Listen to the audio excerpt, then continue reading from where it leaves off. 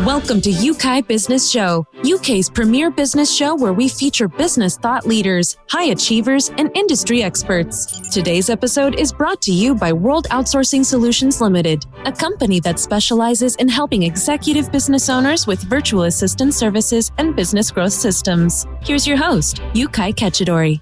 Hi guys, welcome back to another special episode, and today I'm joined by Erin Mac, who is a business coach that is specialized in helping small businesses and professionals for over 15 years. In fact, Erin has been in business for the last 20 years. And today, we're going to find out what it really is like to be an entrepreneur for over 2 decades. Erin, thanks again for joining us on the show. Thank you so much for having me. I'm so grateful. You know what? I was looking forward to catching up with you. I was talking to one of the subscribers earlier on, and she said, you know what? We haven't had stories for a long time of how people overcome the obstacles. And I thought, you know what? Why not bring somebody who has a lot of knowledge and experience to talk about their journey? Yeah, because we both know being entrepreneurs that it is a journey, right? It's not all happy sunshine and, flexibility and time and money and all the things that we hope is going to happen when we start a business. Yes, yeah. Now, tell us a bit about yourself, how you got started. What motivated you to get started?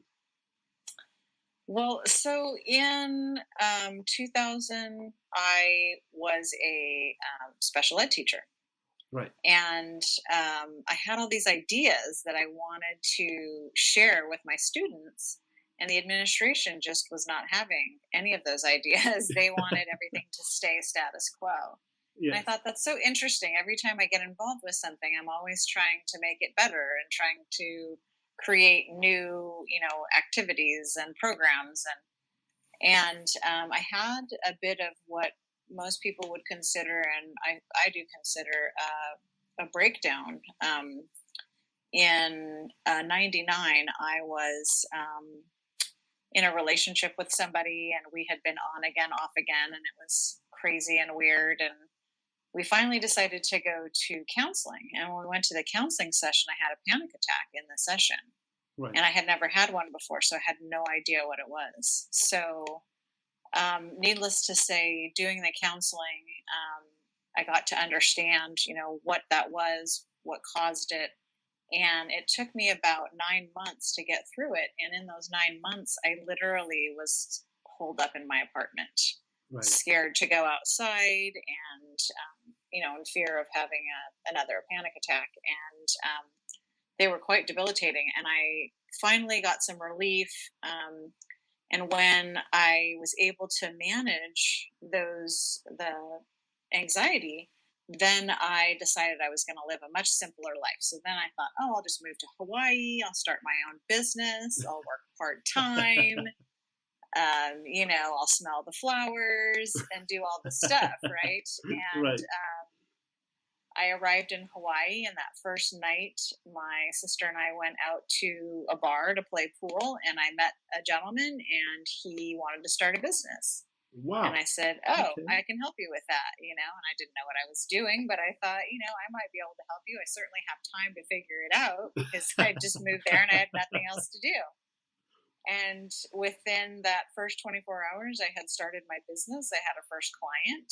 Wow. And then, I'm showing my age now, but this is back when you would advertise through the newspaper. So I put an ad in the paper saying, literally it said, hire a housewife, will cook, clean, run errands, etc., whatever. And you can imagine I got some very interesting phone calls. Right. But out of the chute, I got a cooking client. And then I was hired by a gentleman part-time. He also wanted to start a business, and he didn't know how to. And since I had that first client, I already knew how to start a business in Hawaii. So I was like, I can help you with that. And so it began.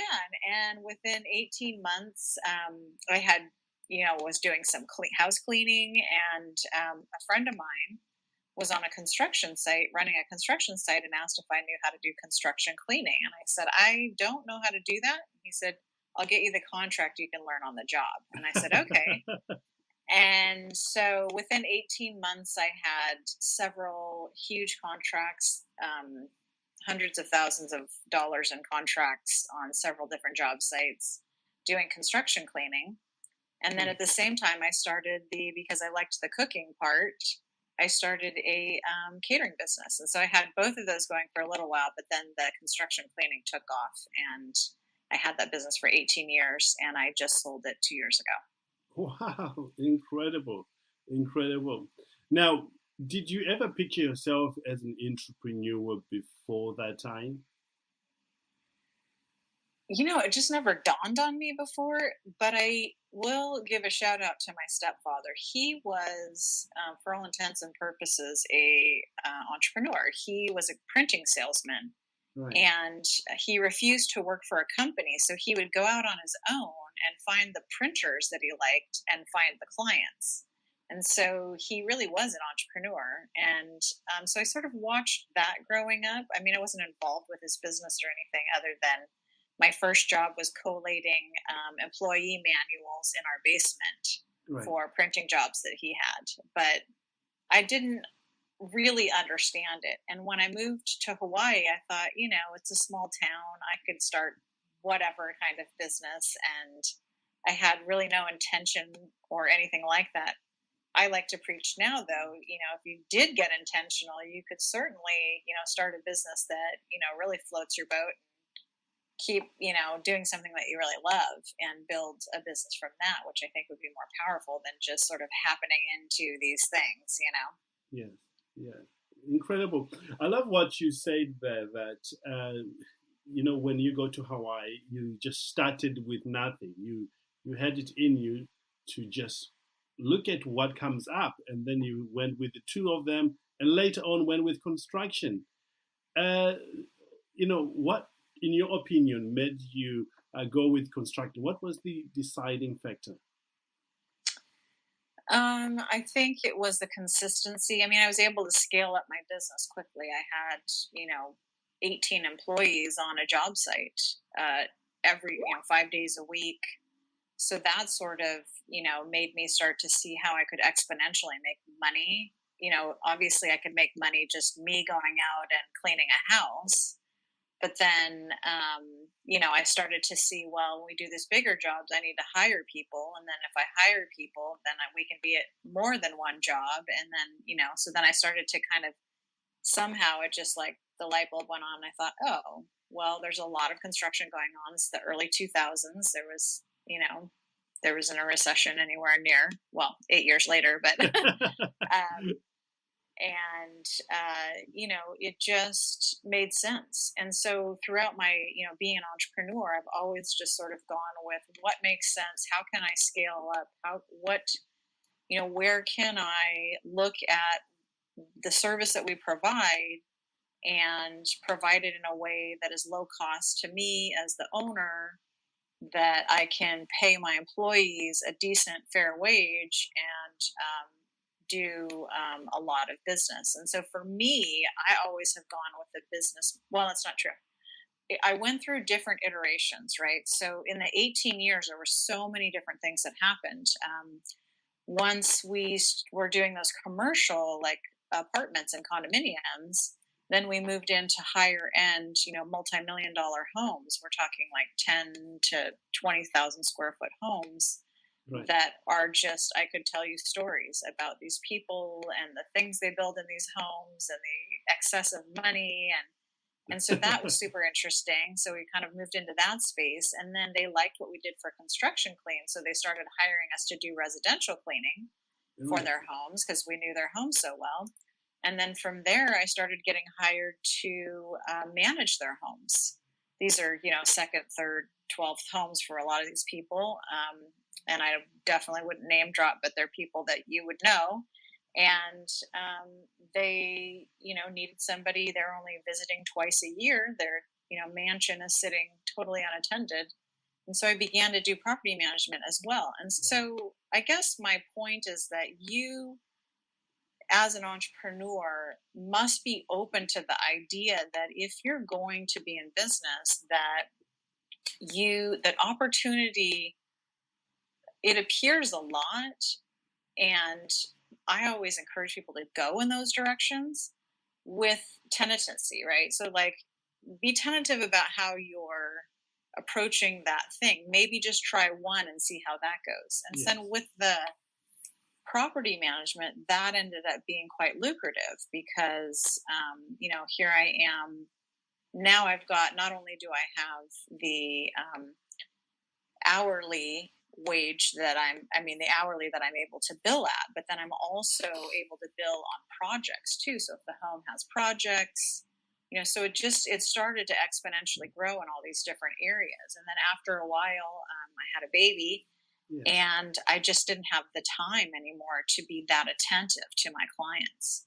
And so we went from being the highest end cleaning company.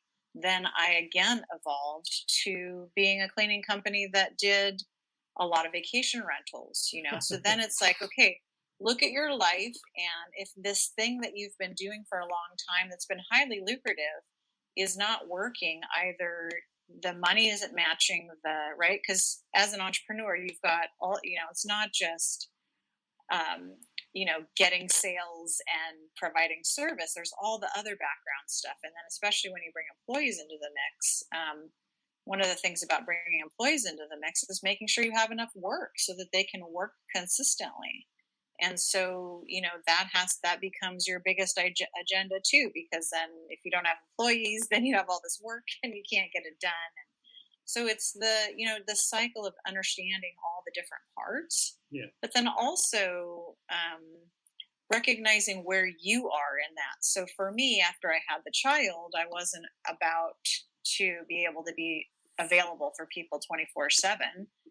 And that's what property management is. If, there's a leak or whatever, you get up in the middle of the night and go take care of it. And I wasn't able to do that anymore. And so I said, okay, I need to shift my business now. So then we shifted from this super high end to what I thought I would never do, which was vacation rentals. Right. So then most of the book of our business was vacation rentals because I could control that, right? So then it was like, I could send my staff out to clean, and I was managing some of them. And then I would have a supervisor that could go and check the work and do all the management stuff. And so that was just a better fit for me at the time. And so I guess what I'm encouraging entrepreneurs to do is to just recognize that there are a lot of opportunities. I'm not saying go after each one, but don't be afraid to try some. So try them. If they're not working out, they're not working out, and move on. Don't try and make something work that's not working. But often if it feels overwhelming, we won't even try the new thing. And what I found in working as an entrepreneur for so many years, that those opportunities sometimes are the best things. And had I not taken them, I wouldn't know. Absolutely. I can testify in my own life. I remember when we started our virtual assistant company, it was the next logical thing for us to do. It was just there.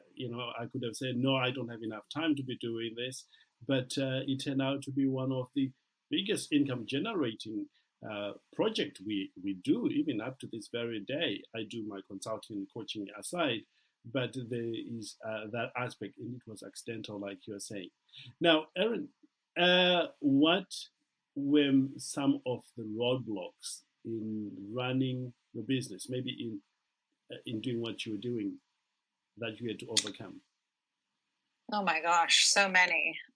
Maybe we can start with the mindset, because that is usually that's actually where I was going to go. No, that is where I was going to go. So, maybe some of your listeners out there can relate to this, but I was that business owner that was literally spending my day running around putting out fires. That's what it felt like. It was like from moment one, it was, handle everything. Employees, clients, staff, whatever. Anywhere from, my car broke down to, when you have a lot of employees, it can be challenging because there's just that many more things that can go wrong, right? And That's so right. For me, I had recognized that I started to become this person that was just constantly stressed out. Uh, my time was, even though, I had become an entrepreneur because I knew at some point I wanted to have a child. And I thought, if I have a child, then I can, manage my time, I'll have flexibility. But it wasn't really working out that way because I was just working all the time. And Yes. because you can, especially this day and age, that with digital and all that. And so I guess I just got sick of being so stressed out and complaining all the time about my business and my employees, and they're not doing this and that's not happening right. And this client is, and I was just like, okay, enough. And so then I decided, I actually so I was involved with the seminar company for a while, and I staffed some of their events. And I started on the mindset piece, right? I started to recognize that there was something more than just, being, feeling like your life is in control of you, Yes. and Yes. starting to recognize that, oh, I can do things a little bit differently and have different results. And it all starts with how I think, right? Mm. So versus, waking up and going, okay, how many fires do I have to put out today? I began to go to seminars and learn some things about mindset and how your brain works and how to overcome some of these, what I like to call default settings that we have in place. Yeah. And when we can, first of all, so my thing is change happens when three things: when you have awareness that there's something that needs to be changed. So I had the awareness, right? I was totally stressed out and miserable. And then you find strategies and tools, right, to combat that. That's right. And so I started, going to seminars and reading everything I could. And some of it started to really make sense. And then I realized, oh, I actually am in control of my experience. It's not, everybody out there and what they're doing. Like, they're just being them. I need to figure out what's going on with me that I'm having this experience. Yes. And It's amazing, really. Sorry to interrupt you there. I remember when I watched The Secret. You'll be very familiar because you work very closely with the guys there. That truly I'm in control of what happens to me. At first, it's not like, I'm not so sure about that. But when you look very closely, you see that whatever is coming your way, one way or the other, you are getting what you deserve. Yeah, and I mean, and it's, I like to say it's in an empowering way, right? It's not like it's your fault.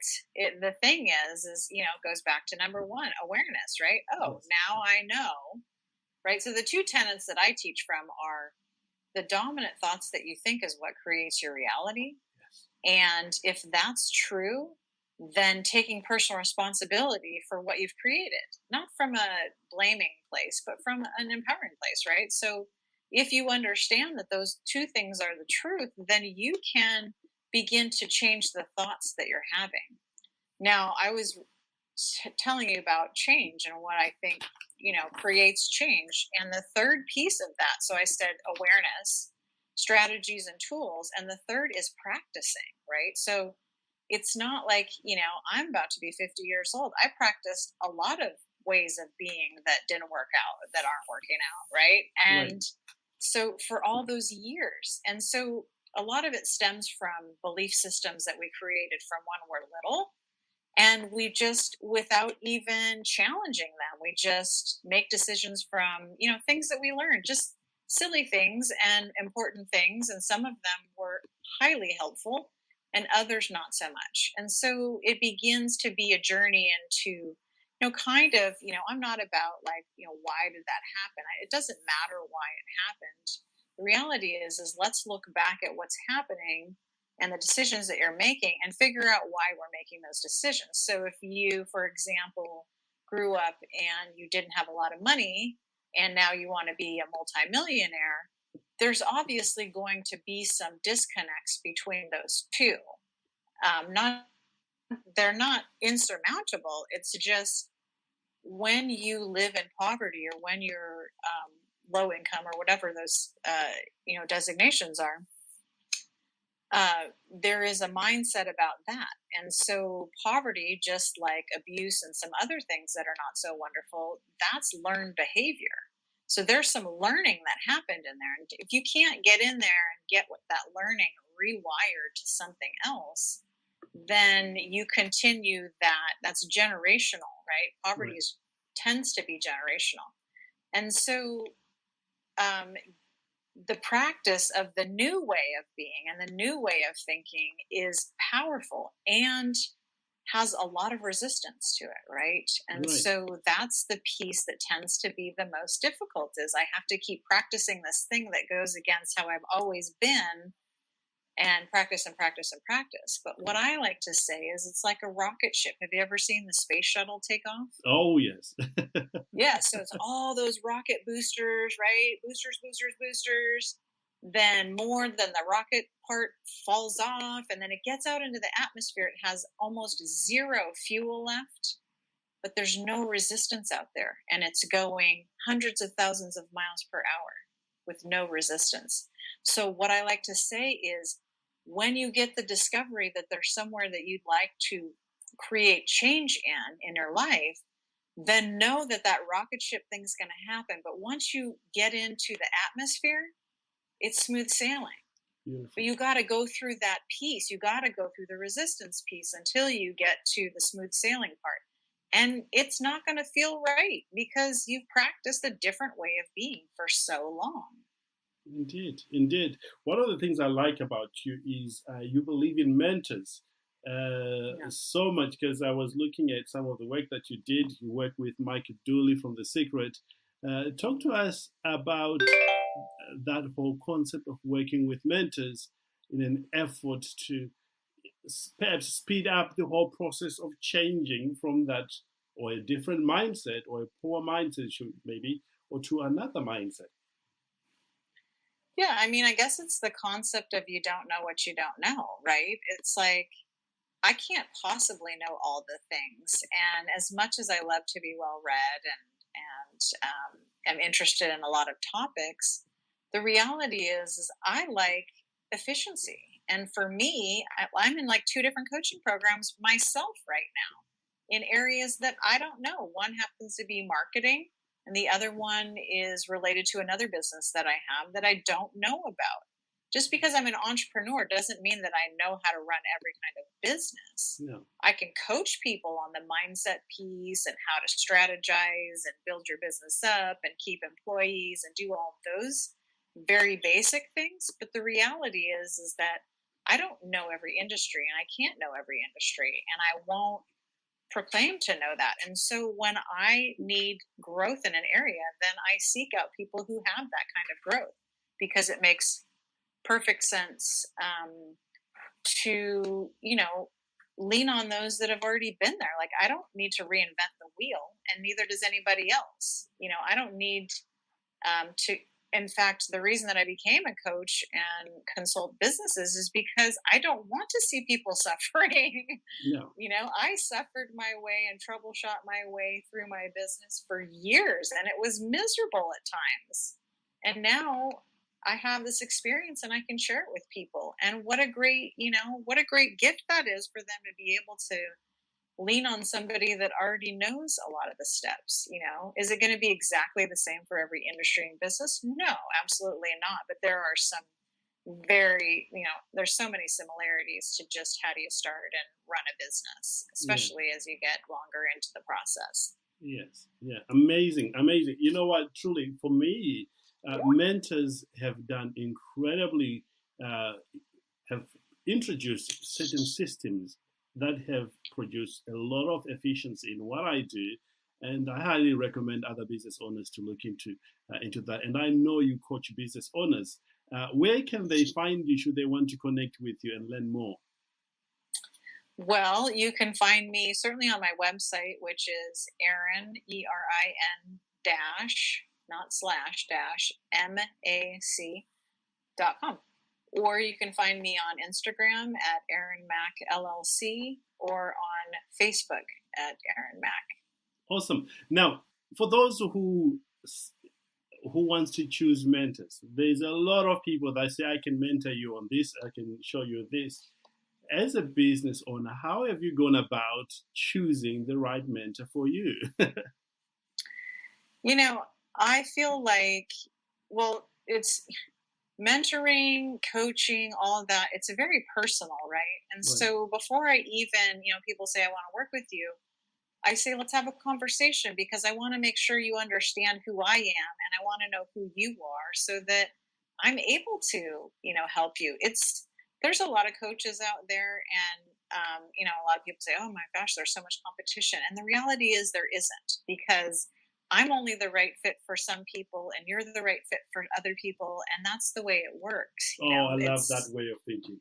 Oh. Yeah, there's just no, and certainly in business, you want to definitely not be in the lack mentality at all, because that will just spiral you down. But yeah, they're just like, what I have to specifically teach is, I've obviously been there. I've done several businesses. I didn't just have the cleaning and property management business. I've had some others, and I started a nonprofit. And so I have all these different experiences. And that resonates with certain people, and how I am and who I am.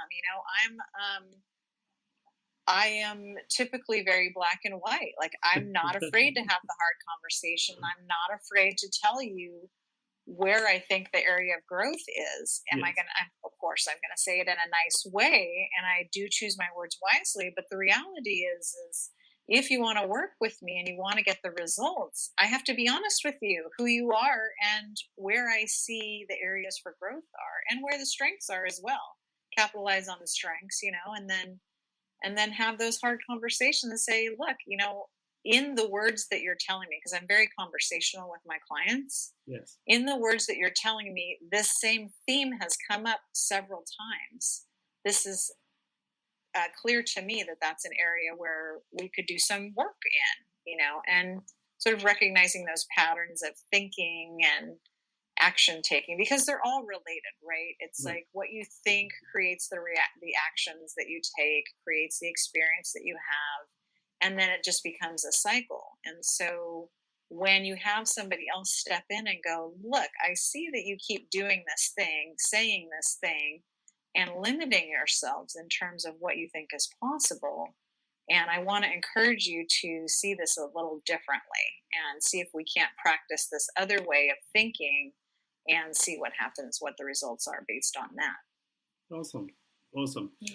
One of the questions I get asked a lot, I'm going to ask you. And Okay. it is, if you were to do business again, all over again, maybe over the next 20 years, knowing what you know now, what would you do differently? Gosh, that's a really good question. I'm in the business that I love right now. Like, this is absolutely my passion. I love working with people and helping them see areas of growth. What would I do differently? I think, there have been some times where I did hire mentors and it wasn't a good fit, and I didn't recognize it soon enough. And so, less about the amount of money I spent working with them, but more about, I guess, the overall theme I'm recognizing at this stage in my life and in business is that these old habits that the default settings that we talked about before, they creep up on us without our awareness a lot. And so recognizing sooner things that weren't working out, recognizing that, this relationship in business is not working out how I had wanted it to, and finding that place where that it's enough, like, okay, too much money going out, too much effort going out, this is obviously not a good fit. And recognizing that, when we're in alignment with ourselves and intentional about who we are and what it is that we're wanting to do, Yes. that listening to that, voice in our head that's saying, hey, this isn't a good fit. Quit trying to make it work out. I think that as I get older, that theme sort of keeps playing in my mind. It's like, try things out, be open to things, but also recognize, that I'm not saying you don't compromise ever. I'm just saying when you get so intentional and clear about what it is that you want to do, Yes. then remember to check in with that so that you're not heading down a road that's, a waste of time or effort or whatever. Awesome. Does that make sense? Absolutely. Makes a lot of sense.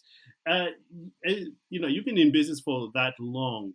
What have you discovered about yourself? Oh my gosh, I tell people all the time, if you want to start a business, Yes. you really want to know who you are, start a business or have a baby. Either of those things will show you in a heartbeat who you are and how you handle things under stress. I think, oh my gosh, I've just made so many changes, in business. I made so many changes, and that's one of the things I love about entrepreneurs. That's why I work with them, is because they are solution oriented. Yes. You cannot be an entrepreneur and not be solution oriented. Absolutely. You have to make quick decisions, and you need to be able to roll with whatever. I think that the mindset piece, like I really understand the mind and how it works and how you rewire it to create different results. And that, to me personally and in business, is huge when you're able to recognize, inefficiencies in your life personally and professionally, and be able to change them and understand what's happening, and then help other people do that. Yes. I think that's priceless, because business or no, this life, I believe, is meant to be lived in joy and as often as you possibly can. And that is my agenda, and has been for the last few years. And it's what I teach other people to experience, because most people's experience being an entrepreneur is, I believe, similar to mine, which was running around, putting out fires, having a difficult time focusing on one thing. There's all this stuff going on, not knowing all the things. And the other thing I would say that's slightly unrelated but totally related to business is, don't be afraid when your business starts to grow to hire people to do stuff. I made that mistake so many times where I was like, I got this, I can do it, I have enough time. The reality is if you're not spending the majority of your day doing things that create income for you, that are tried and true, then you are taking away from that. So why not hire a bookkeeper part-time or whatever, or an assistant or a virtual assistant, or, any of those pieces that, when I started my business, I didn't know how to run any of these, accounting platforms. I had to learn all that on my own. And now I do know how to do them, but why? Yes, like I could. Absolutely. Yeah. Share the Lord and focus on your areas of expertise. As we come toward the end of our time together, I know you train business leaders on communication, and there are many aspects of things that you help business owners. Can you just tell us very briefly, so that those who are listening, if they want, they can be in touch with you? Yeah, so communication, I think, is key, right? Just like relationships are key. And I think often the breakdown of communication is that, first, as humans, I think we all think that everybody's like us. And the reality is that that's not true. And so if we treat everybody as though they're like us, then of course there's going to be a disconnect in communication, because we are our experiences often. That's how we relate to who we are. I had this experience, and so I know this. And because we all have different experiences, and yet we think we're all the same, you can see where the communication would break down there. Okay. And so I am a full proponent of transparency, not only in every kind of relationship, personally, professionally, from owner to employee. I'm not opening up my books to my employees or anything and talking about finances, but I am telling them, where they fit into the overall picture and what that means and what my expectations are of them, and asking a lot of questions, and also recognizing that a lot of times we assume that, because we think other people are like us, that's why they did X, Y, and Z. And the reality is every time I've questioned an employee and said, what the protocol is, you knew what the handbook says, and yet you did this anyway. And they had a reasonable reason for doing it. And I went, oh, so that took me years for me to just go, oh, I told them to behave this way. They behaved another way, specifically against what I said. And then I found out that the client asked them to do X, Y, Z. And I went, oh, that makes perfect sense. So that assumption piece, and then this idea that we think everybody is like us, creates havoc in communication. And when we can get those two things together and recognize that that's the case and begin to ask pertinent questions until we get answers, then it's difficult for us to communicate clearly. And that can ruin a business because and also I think, business owners really need to be very clear about where they're going. Like, it's not just I have a business, but where's that business going? What does that look like monetarily? What does that look like in your industry? What does that look like amongst your staff? They need to know all that information so that they can support. And they want to, because as humans, we want to be valued and know that we matter. Totally. And so when you understand that, then you can get people to do whatever. Indeed, absolutely. Now, our final questions here, Erin, as we finish off. Is there any one particular story that has inspired you to carry on as a business owner to this very day, or maybe will keep on inspiring you, that you want to share with our audience today? In terms of somebody else's story, or maybe your story, or maybe somebody's story, something that inspires you to keep going as an entrepreneur or as a business owner.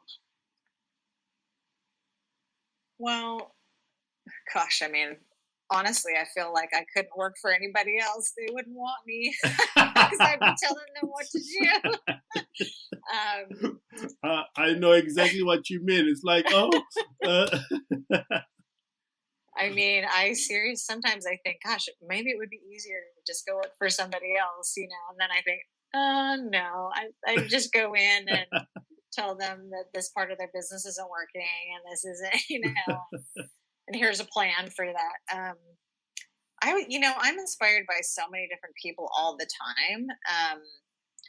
I would say that most of the mentors that I'm inspired by now are less about business and more about the idea of, because when you get to the end, honestly, who cares about business, money, any of that? I mean, I love those things. I love to have the lifestyle I like to live and all of those things. But the reality is when we're on our deathbed, I don't think we're thinking, I wish I had amassed more money.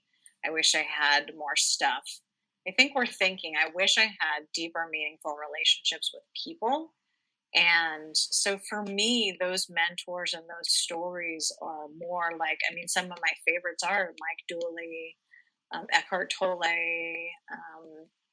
Gary Zukov, people that have written these books that have completely changed the way that I live as a human being. And in turn, of course, that shows up in my business and all of the things. But the reality is I think we're here to have deep, meaningful relationships with people, whatever that looks like.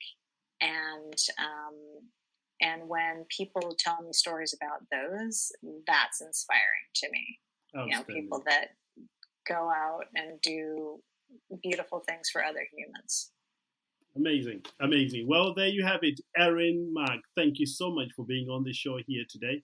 And we want to wish you success in your next endeavor. And for you guys, if you're looking to learn more, just visit the website that will be on this page and reach out to Erin. or if you're looking to get a virtual assistant, you know where to go. And there's also another button here you can reach out for more information. With that said, I look forward to spending more quality time with you on another episode. Thank you. Thank you for listening to Yeukai Business Show. We will be back to bring you more episodes with success stories and advice straight from the experts. Want more? Check out www.yukaibusinessshow.com. Get your free trial of our virtual assistant service today. Just visit www.worldoutsourcingsolutions.com. Quote WOS18 or send us an email at support@worldoutsourcingsolutions.com.